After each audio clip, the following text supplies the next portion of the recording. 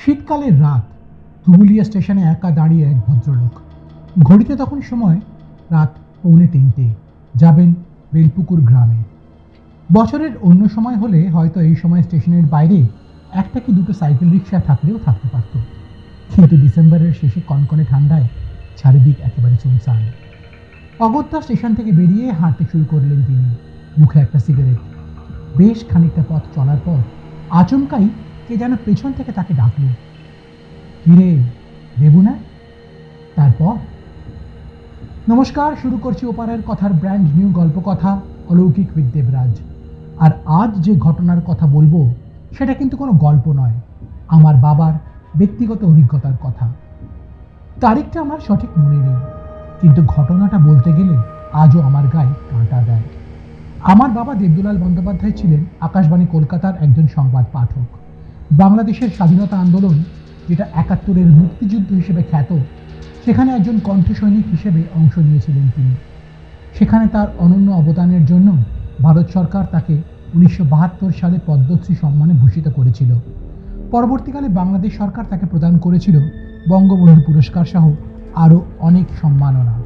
তবে আজ আমি সেই ইতিহাসের কথা বলবো না, বরং তার জীবনের কয়েকটি রোমাঞ্চকর ঘটনার মধ্যে একটি আপনাদের শোনাব।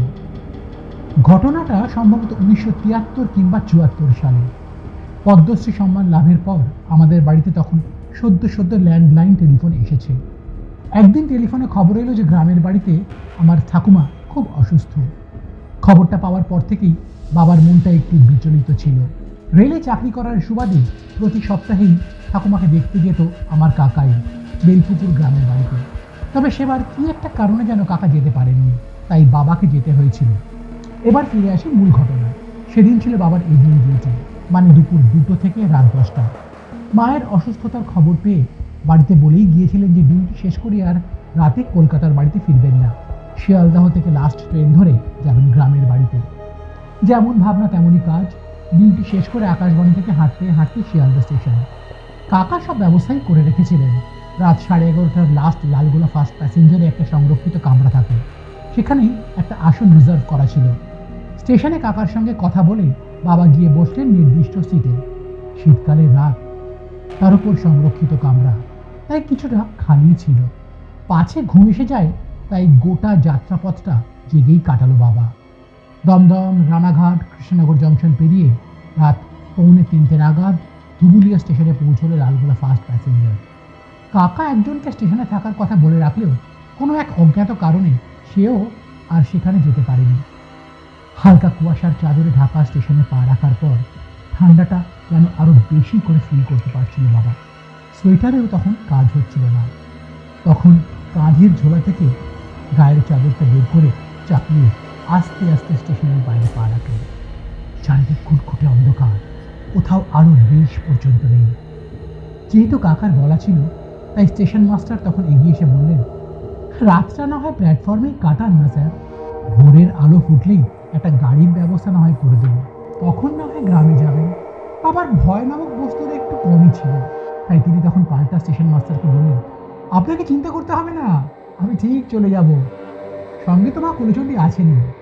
এখানে বলে রাখা দরকার যে মা কুলচণ্ডী হলেন আমাদের কুলদেবী।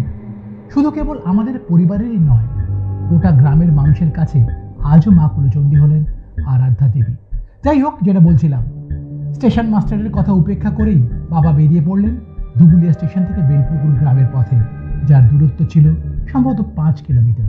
অনেকটা দূর যেতে হবে, তাই মুখে একটা সিগারেট ধরিয়ে শুরু হলো পথ চলা। সম্বল একটা 2 ব্যাটারির টর্চ। স্টেশন থেকে বেরিয়ে কিছুটা পথ যাওয়ার পর নিকোলাস মোড়, তারপর আরও খানিকটা হাঁটার পর বাঁহাতে একটা বিশাল খেলার মাঠ, এটা দীপচন্দ্রপুরের মাঠ বলেই পরিচিত। তার আগে ছোট্ট একটা কালভার্ট পড়ে, পথের দুপাশে বিভিন্ন ধরনের গাছের সারি। কালভার্টটা পেরোনোর পরই হঠাৎ কেউ যেন পেছন থেকে বাবার নাম ধরে ডাকে, কিরে দেবো নাকি? এত রাত্রিরে? ঘড়িতে তখন রাত 3:30 হয়তো হবে। অত রাতে পেছন থেকে নাম ধরে কে ডাকলো? কোনো কিছু না ভেবেই পেছনে ফিরে দেখলো কাঁধে ঝোলা নিয়ে দাঁড়িয়ে বাবার ঘনিষ্ঠ বন্ধু সতীশ, যাকে সবাই শ্বেত বলে ডাকত। বাবা তখন পাল্টা তাকে জিজ্ঞেস করলো, আরে তুই এখানে এত রাত্রিরে? শীতের রাতে একা একা এতটা পথ তাকে যেতে হবে সেটা ভেবে কিছুটা হলেও মনে মনে দুশ্চিন্তার উদয় হয়েছিল ঠিকই, কিন্তু নিরুপায়। ওই দিনই যে তাকে কলকাতায় ফিরতেই হবে, তাই মাকে একবার দেখতে এই মাঝরাত্রিরে বাড়ি যাওয়া। কাকা অবশ্য বারণ করেছিল ঠিকই, বলেছিল এভাবে ঝুঁকি নিয়ে যাওয়ার কোনো মানেই হয় না। তবু কারো কথার তোয়াক্কা না করেই বেরিয়ে পড়েছিল বাবা। যাই হোক, এত দূর এসে একটা চেনা লোককে দেখতে পেয়ে কিছুটা হলেও আশ্বস্ত বোধ করলো। মনে মনে ভাবলো, যাক বাবা, পথ চলার একটা সঙ্গী তো পাওয়া গেল। বাবার প্রশ্নের উত্তরে সেটা বলল, আর বলিস না, পাশের গ্রামে মানে সোনডাঙ্গায় একজনের বাড়িতে নেমন্তন্ন ছিল। গল্প করতে করতে যে এত রাত হয়ে যাবে ভাবতেই পারিনি। রাত 12টার পর তো সুবলদেব বাড়ি থেকে বেরোলাম। ফেরার পথে ওই যে স্টেশনের ধারে চায়ের দোকানটা আছে না, সেখান থেকে খুব কাশির আওয়াজ শুনতে পেলাম রে। কাছে গিয়ে দেখলাম গুমটির ঝাঁপ অর্ধেক খোলা। খুড়োর খুব জ্বর, তাই রাতেই তার ছেলে এসেছে খুড়োকে বাড়ি নিয়ে যাওয়ার জন্য। আর খুড়োকে তো তুই চিনিস, বেটা কিছুতেই দোকান ছেড়ে যাবে না। আমাকে দেখতে পেয়ে খুড়োর ছেলে বলল বাবাকে একটু বোঝাতে। তারপর দুজনে মিলে খুড়োকে বাড়িতে পৌঁছে দিয়ে আমি এই বাড়ি ফিরছি। খুড়োর বৌমা অবশ্য বলেছিল যে সেটাদা রাত্রে এখানে প্লিজ থেকে যাও, ভোরে চলে যেও। আমি দেখলাম ঝড়ের বাড়ি, কি দরকার বাবা ঝামেলা বাড়িয়ে, তাই বাড়ির পথেই।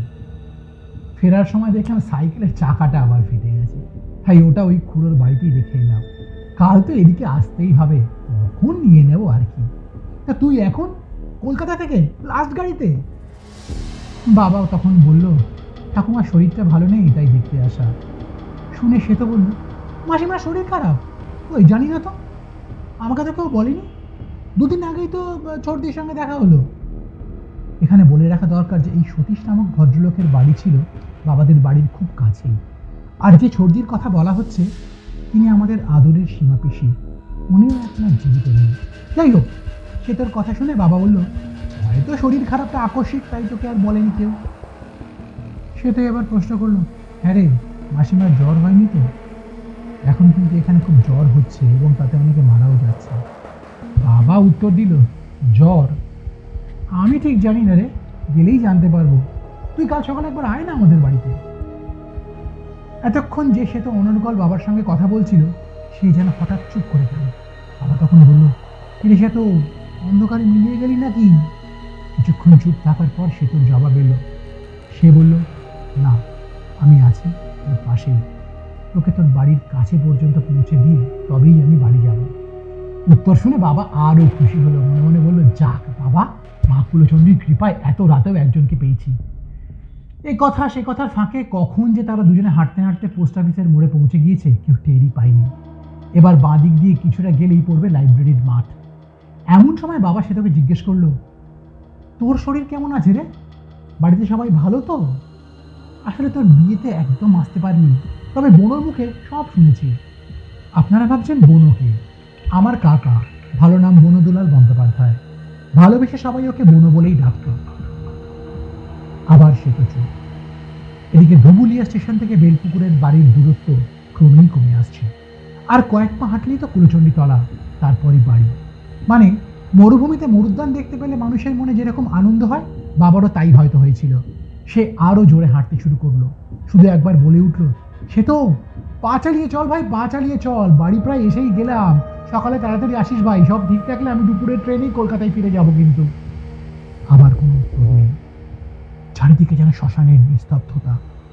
বাবা তখন মনে মনে ভাবল, ও হয়তো পেছন থেকে আমবাগানের রাস্তা ধরে বাড়ি চলে গেছে, এতটা ঘুরবে না বলে। সকাল 9টা নাগাদ মেজদির ডাকে ঘুম ভাঙল। তারপর চা জল খাবার খেয়ে উঠোনে বসে রয়েছে সেতুর অপেক্ষায়। না না, এখানে বলে রাখা দরকার যে ঠাকুমার খুব একটা বাড়াবাড়ি কিছু হয়নি, হলেও সেটা হয়তো বড় ছেলের বাড়ি ফেরায় এমনিতেই ঠিক হয়ে গিয়েছিল। তাই সকালে যখন বাবা শীতের রোদ গায়ে মেখে উঠোনে বসে, তখন ঠাকুমাই প্রশ্ন করলো, কিরে দেবু, এখানে বসে কি করছিস? বাবা উত্তর দিল, সে তো আসবে তাই অপেক্ষা করছি। বাবার কথা শুনে শুধু ঠাকুমাই নয়, আর তুই ছোট বোনও হতবাক। উমা পিসি তো বলেই ফেললো, কি বলছিস দাদা, সে তো তোকে বাড়ি পৌঁছে দিয়ে গেল? সেই স্টেশন থেকে তোরা গল্প করতে করতে ফিরেছিস? বাবার সঙ্গে তখন দেখা করতে এসেছিলেন পাশের মুখার্জি বাড়ির দু একজন। তারাও যেন বাবার কথা শুনে আকাশ থেকে পড়লেন। তাদেরই একজন তো বলেই ফেললেন, দাদা, ওটা সেতুই ছিল তো, ঠিক দেখেছেন তো? বাবা উত্তর দিল, সে তোকে আমি চিনি না, সেই ছোটবেলার বন্ধু। তখন ঠাকুমা বলেই ফেললেন, তুই হয়তো জানিস না দেবু, দুদিন আগেই অজানা জ্বরে সে তোর মৃত্যু হয়েছে। শুধু সেটাই নয় রে, ওর বন্ধু অমল, যার বাবার একটা চায়ের দোকান আছে স্টেশনের গায়ে, ওরা দুজনেই একই দিনে হাসপাতালে ভর্তি হয়েছিল, তারপর মারা যান। ডাক্তাররা ঠিক ধরতেই পারেনি যে কি ধরনের জ্বর। মায়ের মুখ থেকে শীতর কথা শুনে বাবা একেবারে চুপ। এইবার বাবা বুঝতে পারল যে কেন তখন শীত বলেছিল যে তোকে আমি বাড়ির কাছে পর্যন্ত পৌঁছে দেব, কারণ স্টেশন থেকে আমাদের বাড়ি আসতে গেলে তো 8 কিলোমিটার স্থান পেরোতেই হবে। বন্ধুরা, আজ যারা আমার মুখ থেকে এই ঘটনার কথা শুনলেন, তারা এটাকে গল্প বলে মনে করতেই পারে, কিন্তু গল্প হলেও সত্যি এরকম একটা ঘটনা ঘটেছিল। তাহলে কি ভূত বলে সত্যিই কিছু আছে, নাকি এটা কেবল মানুষের কল্পনা মাত্র? যদিও এই প্রশ্নের উত্তর আমার কাছে নেই, তবে এরকম আরও অনেক অলৌকিক ঘটনার কথাই আমি আপনাদের শোনাব, যেগুলো গল্প হলেও সত্যি। আমার এই ঘটনার কথা আপনাদের কেমন লাগলো নিচের কমেন্ট বক্সে নিজেদের মতামত শেয়ার করলে আমার ভালো লাগবে। আমি দেবরাজ আজকের মতো বিদায় নিচ্ছি। আবার আসবো অলৌকিক উইথ দেবরাজের নতুন পর্ব নিয়ে। দেখতে থাকুন, শুনতে থাকুন ওপারের কথা। করুন লাইক, শেয়ার অ্যান্ড সাবস্ক্রাইব। শুভরাত্রি।